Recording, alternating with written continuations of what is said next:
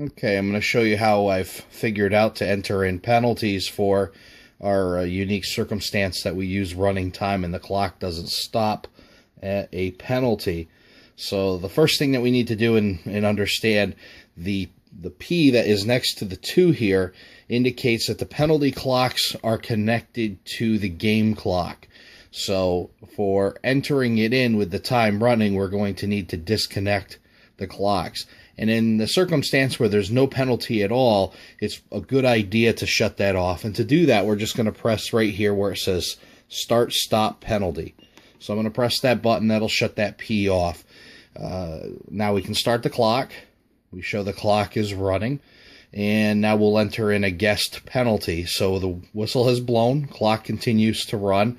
We've been given the penalty, a minor penalty. So we're going to hit the penalty button on the guest side. For the guest player that received the penalty, we'll type in the player's number and then press enter. Then it's going to give us and ask us for minor or major. What we need to do is just hit the number and it'll automatically put it on the board. Now, note again that the clock is running, but the penalty clock is not.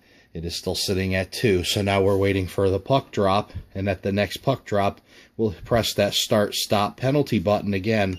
That'll give us the penalty running again attached to the game clock, and now it'll continue to run. Now to delete the penalty in the event that there is a power play goal, we're going to have to stop the clock, but we can do it pretty quickly without really much notice to the clock, because once a goal is scored, most people aren't going to look at it anyway.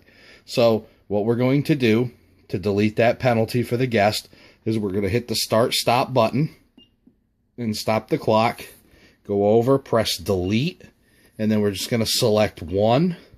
Then it'll say delete 1, yes, no. The yes, no button is up here in blue.